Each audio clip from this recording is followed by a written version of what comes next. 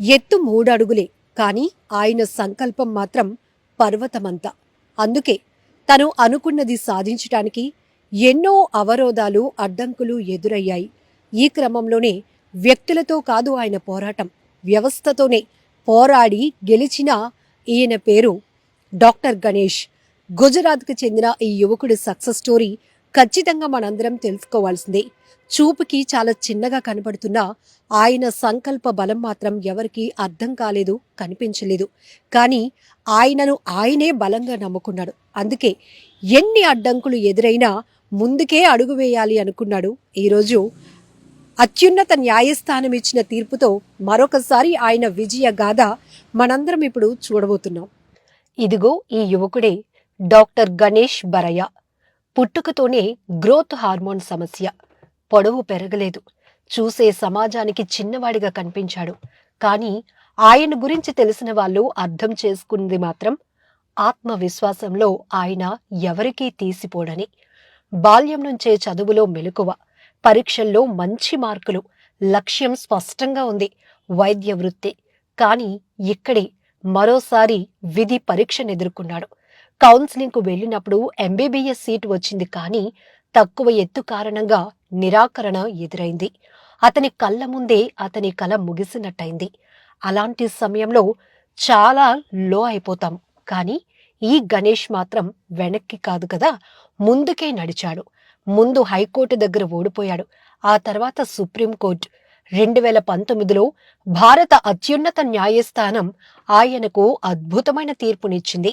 MBBS చదివే హక్కు ఆయనకి ఉంది అన్న తీర్పు వెల్లడించింది. తర్వాత భావన్గర్లో ఎంబీబీఎస్ చదివారు. సీటు కోసం పోరాడిన మనిషి చివరికి స్టెథోస్కోప్ మెడలో వేసుకుని డాక్టర్గా బయటకొచ్చాడు. ఈరోజు ఆయన మెడికల్ ఆఫీసర్గా పనిచేస్తున్నారు. రోగులకు అండగా ఉంటున్నారు. ఎవరి ఎత్తు ఎంత అన్నది కాదు, మనిషి ఆత్మస్థైర్యం ఎంత అన్నది ముఖ్యమని ఆయన తన జీవితంతో నిరూపించారు.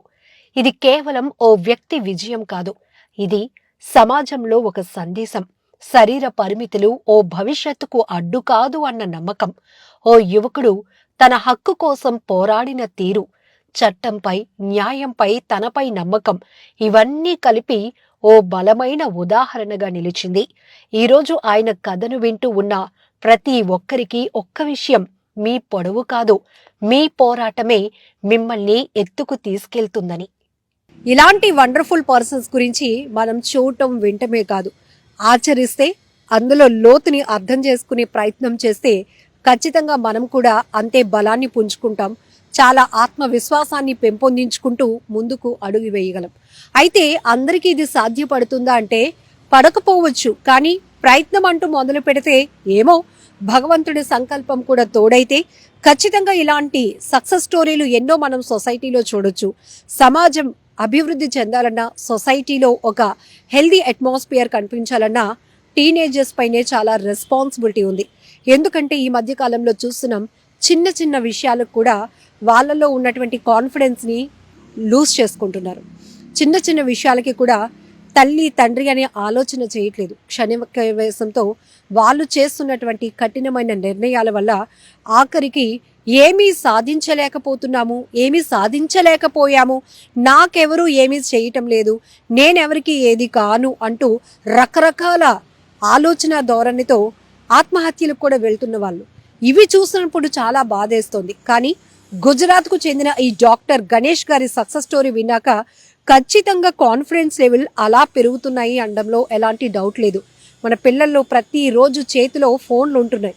ఎలాంటి కంటెంట్లు చూస్తున్నారు అనేది మనకి అంత పర్యవేక్షణ లేకపోవచ్చు. కానీ ఖచ్చితంగా మీ పిల్లల్ని పక్కన కూర్చోబెట్టి ఇలాంటి సక్సెస్ స్టోరీలు చూపిస్తే ఖచ్చితంగా వాళ్ళు ఇన్స్పైర్ అవుతారు.